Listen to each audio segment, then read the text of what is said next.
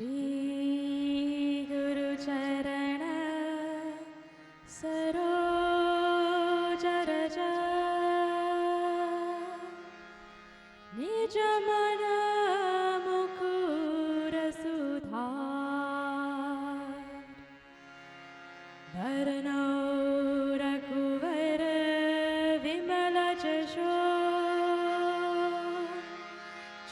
दायक फल चार बुद्धिहीन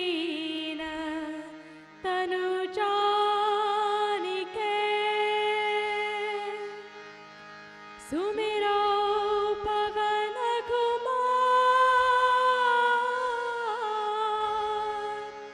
बल बुद्धि विद्या देहु मोहि हरऊ कलेश विकार। जय हनुमान ज्ञान गुण सागर जय कपीश दिन लोक उजागर रामदूत तुलित बलधामा अंजनी पुत्र पवन सुत नामा महावीर विक्रम बजरंगी कुमति निवार सुमति के संगी कंचन वरण विराज सुबेसा कानन कुंडल कुंचित केसा हाथ वज्र ध्वजा विराजे कान्हे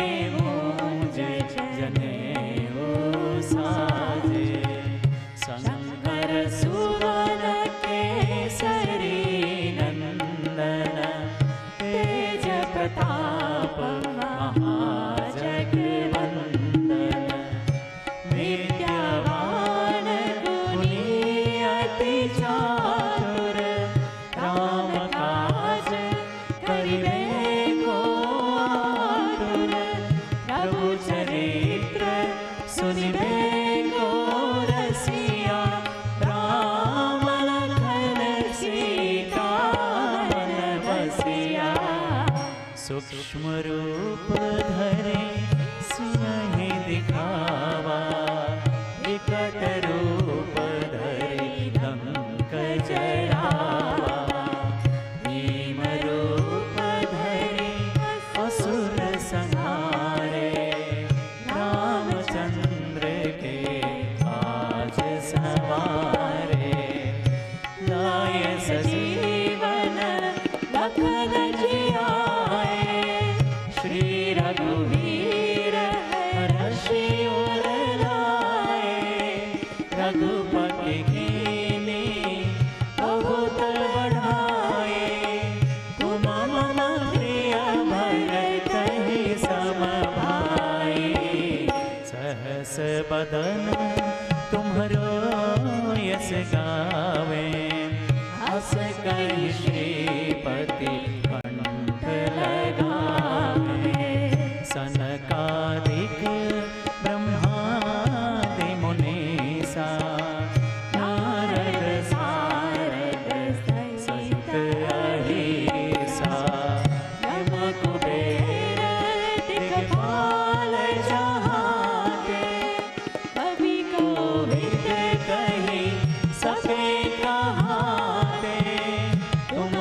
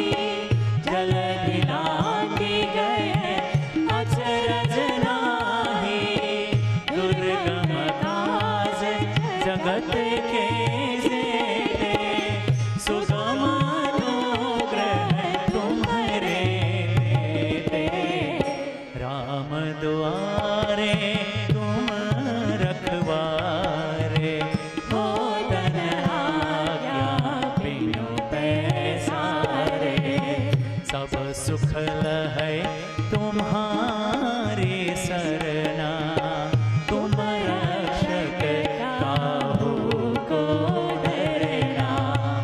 आपन तेज समारो आपे, तीनों लोक हाकते कांपे। भूत पिशाच निकट नहीं आवे, महावीर जब नाम सुनावे।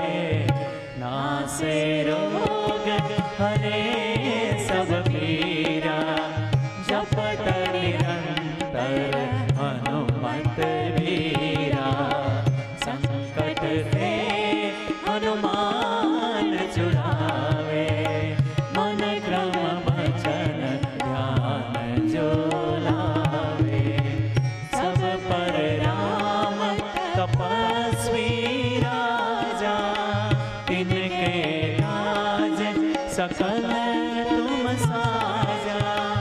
और मनोरथ जो कोई लावे, सोई अमित जीवन फल पावे। चारों युग प्रताप तुम्हारा, है प्रसिद्ध जगत उजियारा। साधु संत के तुम रखवारे, असुर निकंदन राम दुलारे। अष्ट सिद्धि नव निधि के दाता, असवर दीन जानकी माता। राम रसायन तुम्हारे पासा, सदा रहो रघुपति के दासा। तुम्हारे भजन राम को पावे, जन्म जन्म के दुख बिसरावे। अंत काल रघुवरपुर जाई, जहाँ जन्म हरि भक्त कहाई।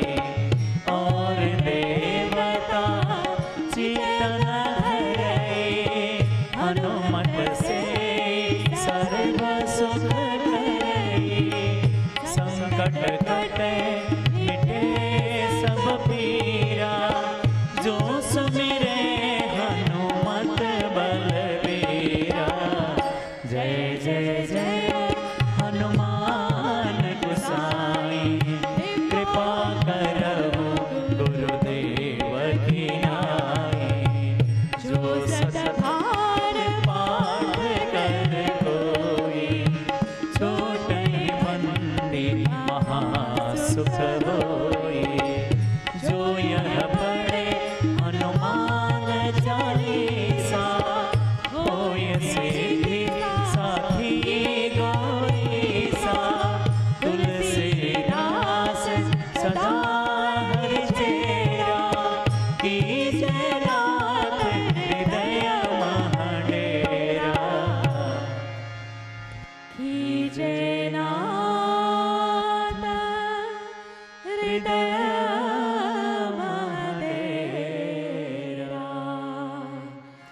पवन तनया संकट हरण, मंगल मूर्ति रूप। राम लखन सीता सहित, हृदय बसहु सुरभु। भूलिए पवन सुत हनुमान की जय।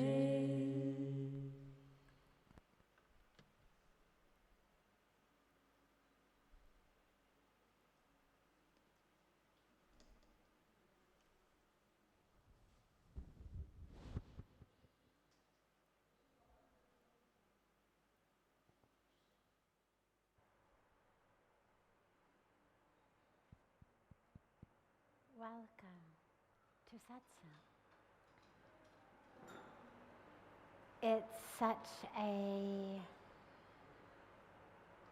real joy. We've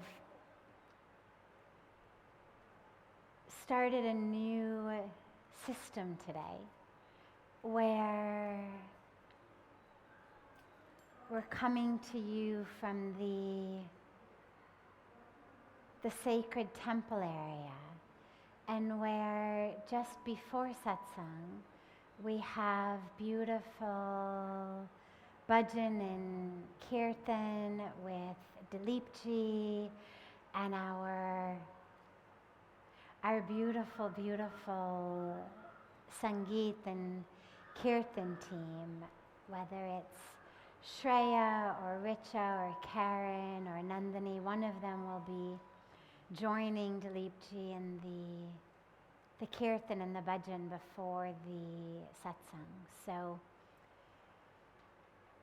we keep looking for deeper and deeper ways to bring you in your home, in your room, wherever you are these days, to bring you inspiration and touch and an opportunity to get connected. As Puja Swamiji always says, our bodies may be locked down, but our hearts are still open. And so we are here at Parmarth, we are looking for as much as we can give you to keep that heart open, and as much as we can give you to fill that open heart, regardless of whether you are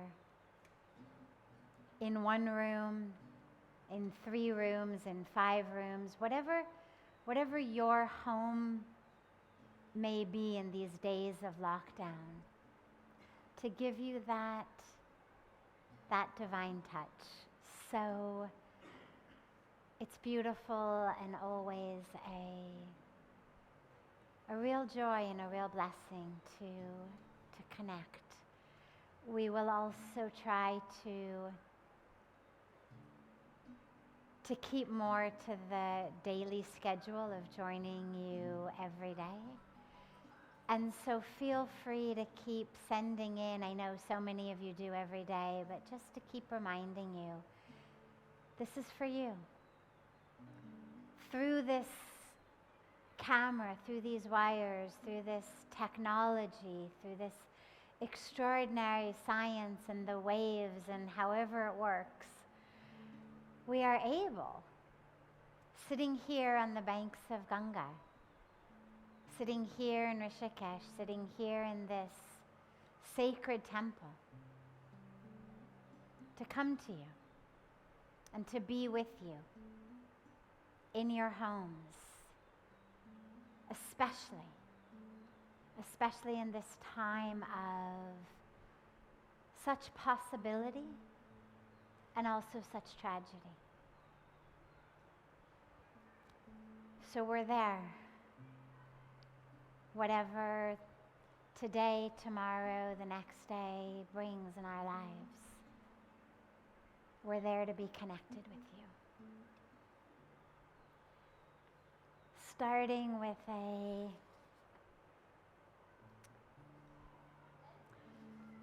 question that says, there are 2 different spiritual teachings which sound contradictory. 1, experience life to the fullest intensely. And 2, ever maintain a state of equanimity. Which of these should be followed? So they're not actually contradictory. Experiencing life to the fullest and intensely and fully doesn't mean my mood goes up and down based on what happens around me. It doesn't mean I'm happy one minute, sad the next minute, based on what other people are saying or doing. The state of equanimity is a state, it's frequently misunderstood actually, because it's not about indifference. I hear sometimes people translate these Sanskrit words into English, and they use words like aloof, as though somehow that were a positive thing. People say, oh, I've become very aloof, like you would be proud of that. This is not the teaching. The teaching is not about become indifferent, become apathetic, become aloof, become uncaring. That's not the teaching. The teaching of equanimity means I am anchored and grounded in a self, in an awareness that isn't dependent on what is happening around me. That my identity is not rooted in, oh, you are being nice to me, everything is great, I'm a success. You are being mean to me, everything's bad, I must be a failure. Or, oh, the stock market is going the way I want it to, life is great. Not going the way I want it to, life is horrible. Equanimity doesn't mean thou shalt not experience life. Thou shalt not have feelings. Thou shalt ignore the extraordinary creation that God has given us.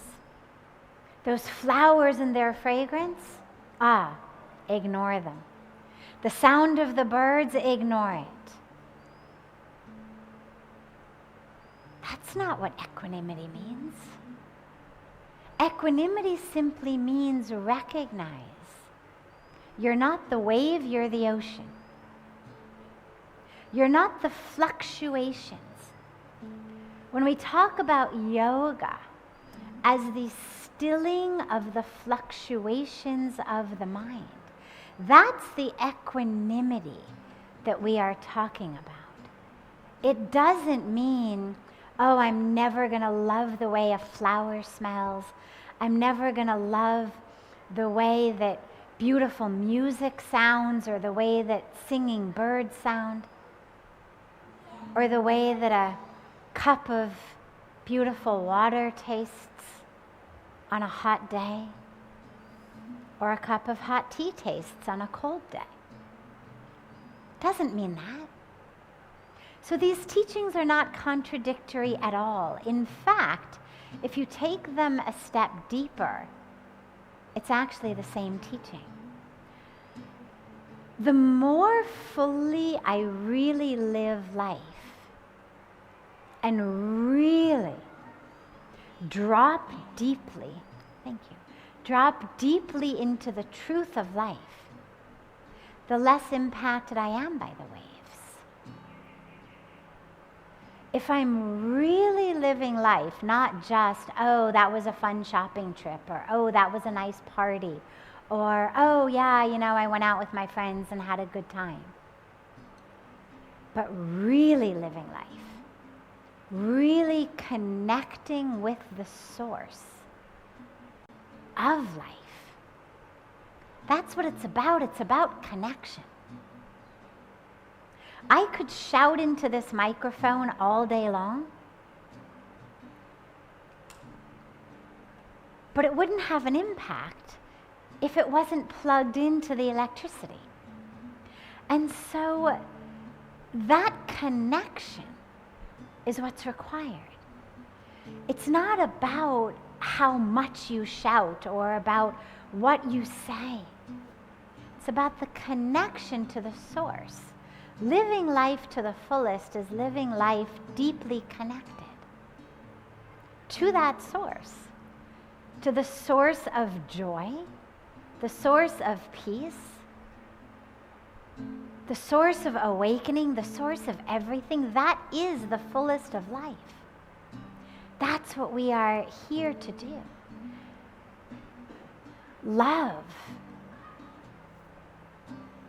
to the fullest. Serve to the fullest. Connect to the fullest. Feel to the fullest.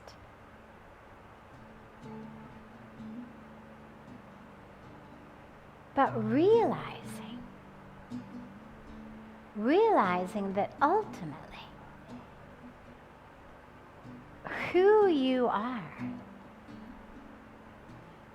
is consciousness. And so it is that consciousness that is aware of you feeling. It is that consciousness that is aware of you enjoying. And when you realize that I'm not actually the one enjoying, I'm the one aware that enjoyment is happening. I'm the one aware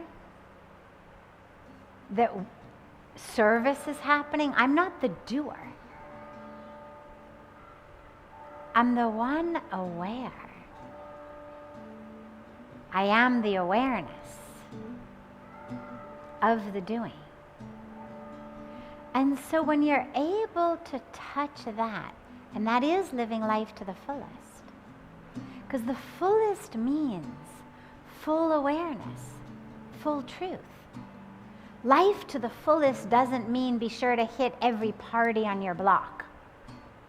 It doesn't mean make sure there's not a Saturday night of the year that you're not out with friends. That's not full. That's very quickly empty. Life in its fullest is life in its most connected. And its most connected is connected to truth, which is you are consciousness, pure awareness, and connected to love. You are love. Not the one who just loves this one or this thing or that thing, but doesn't really love this or doesn't really love that. You are love. The energy of love. And so the fullest that you can live your life is to live it full of truth, full of love, full of connection, and even full of relishing the divine gifts that God has given us. Because surely if He made jasmine smell like that, He wants us to smell it. And you are aware that ultimately you are that pure consciousness. You're not the one who's happy because there's jasmine on the bush and then devastated because the season's over. Happy because the rose petals are open and devastated because the flowers dried up. Enjoying, relishing the gifts of the Creator don't mean we lose sight of the truth that that Creator is in us and is one with us. And that awareness is what enables you to live life to the fullest, and simultaneously what enables you to have equanimity as you move through the ups and downs, the waves or vicissitudes of life. So it's actually the same teaching. As long as along with the word fullest, you add the word deepest. Live life to the fullest and the deepest. And that deepest takes you into truth.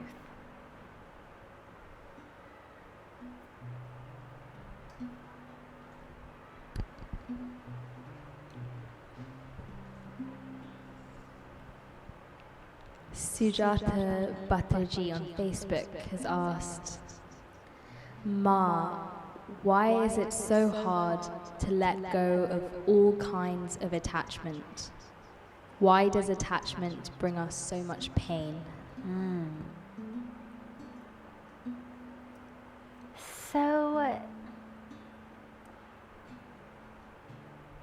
it's an important distinction between attachment, love, connection, and expectation. Because a lot of people also misunderstand love as attachment. And when we start talking about letting go of attachment, a lot of people say things like, well, but how do I stop loving my loved ones? Nobody ever said you should stop loving your loved ones. Letting go of attachment doesn't mean you suddenly stop loving or stop caring.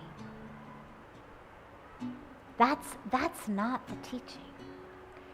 The teaching to let go of attachment is because with attachment, the flip side of attachment, but crazy glued together without one, you always have both together. Can't have one without the other. The flip side of attachment is expectation. If I am attached, I also expect. So if I am attached to you, I expect that you will love me back, be nice to me, do what I say, treat me the way I want to be treated. And the dilemma is that very frequently people we love don't love us back. And even if they do love us back, they don't treat us the way we want to be treated. They don't do what we want.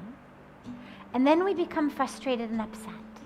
And that relationship, which could be an extraordinary opportunity to move together in love toward God, becomes a tug-of-war over each of our tone of voices, or each of our word choices, or each of our body language, or who's doing the dishes, or 50-50 give and take, who's not holding up their end of the logistic or emotional deal.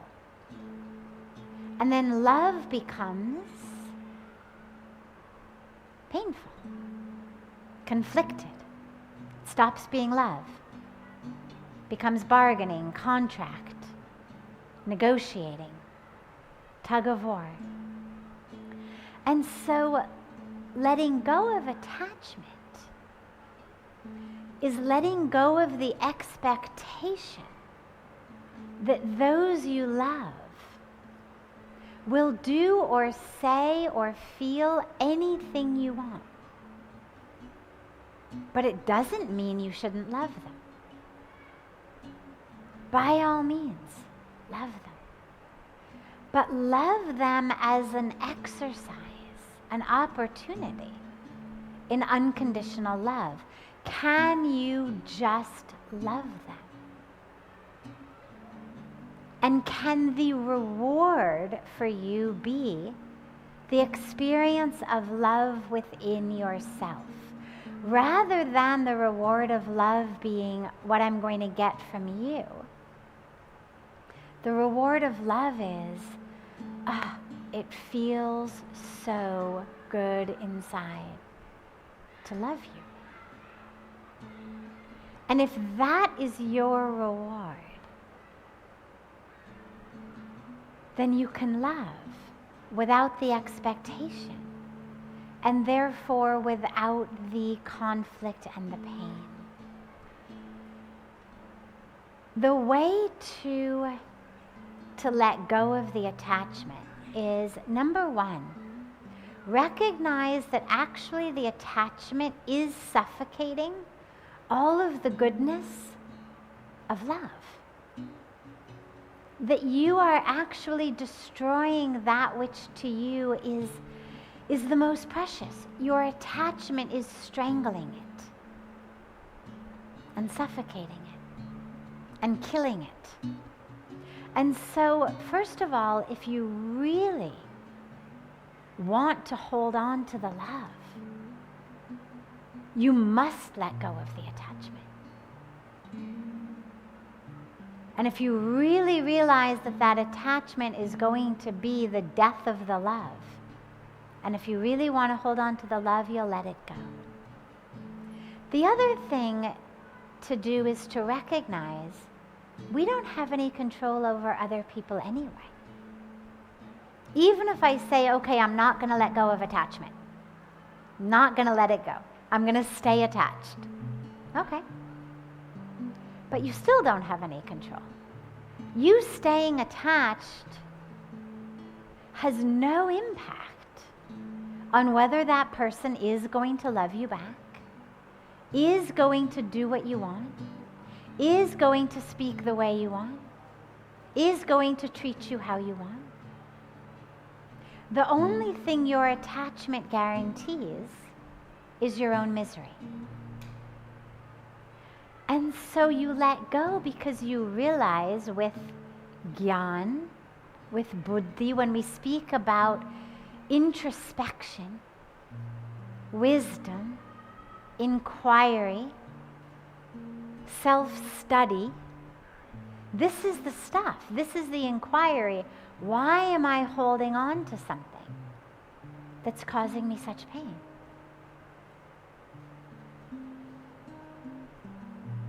And then we let it go. That's where the practice of introspection, of Jnana Yoga, of self-study is so important. Because it helps us realize I am the cause of my own suffering. And no, it's not love. It's attachment and expectation. Love doesn't cause pain. Love causes ecstasy. What causes pain is the attachment and expectation that so many of us tend to wrap around love and then suffocate that love. So save your love. Protect it. It's very, very precious. And let go of the attachment, because that is what's causing you pain.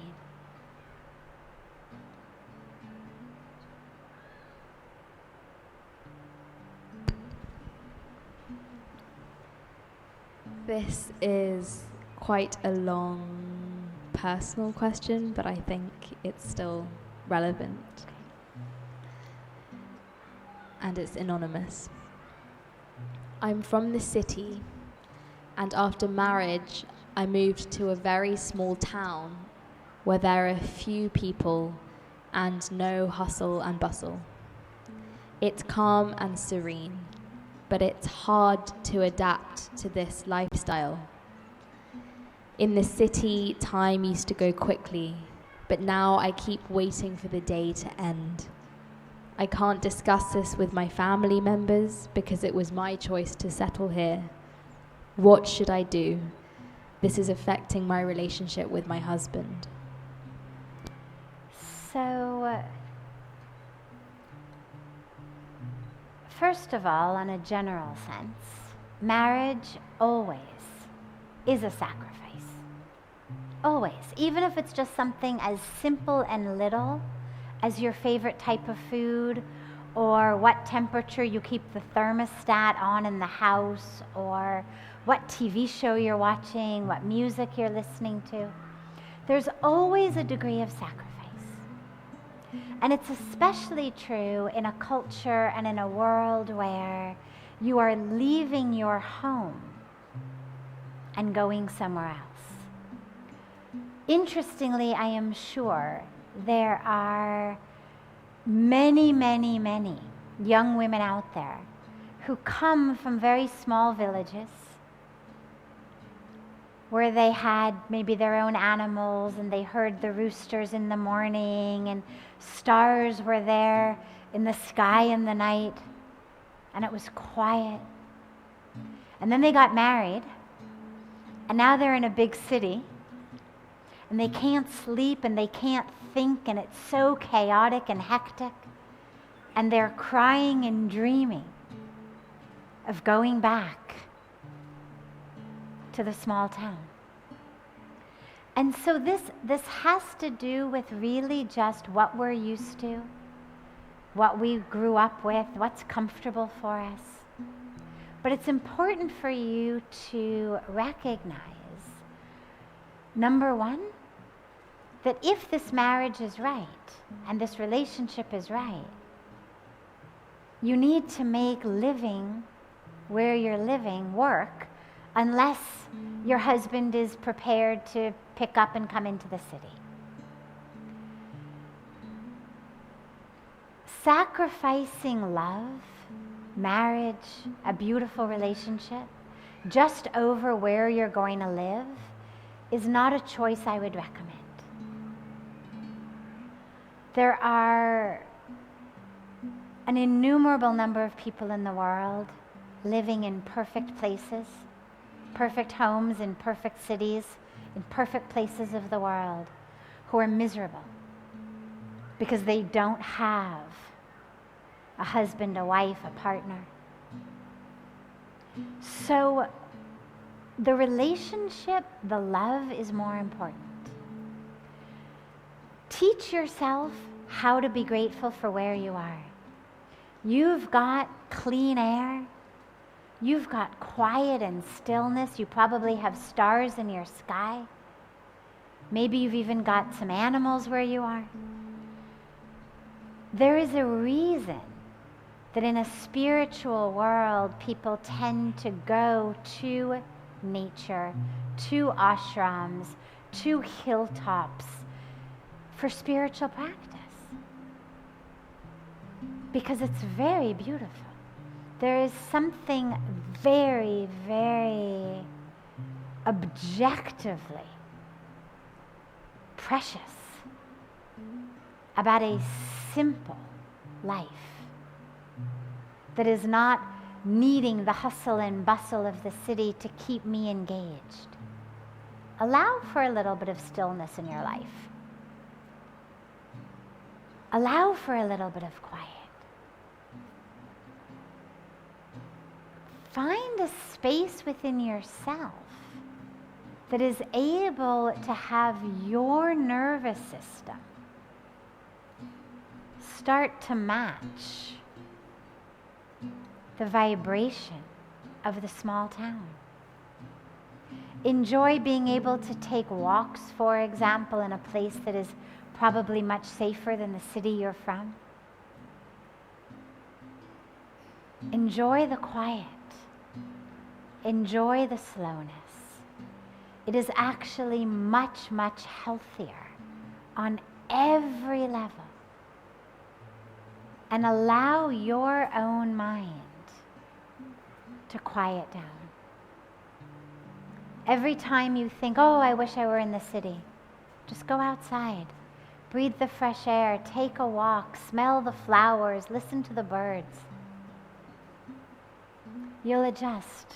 And I think you'll really, really, really start to love it. There's a reason that the richest people in the world living in the biggest cities of the world have farmhouses and vacation homes outside of the city where they go when they have time. But you are richer than that because you get to live there forever, not just on weekends. So enjoy it. It's a very healthy place to live. It's a very healthy place to raise a family. And I think you're going to find it's very, very healthy for your body, your mind, your nervous system.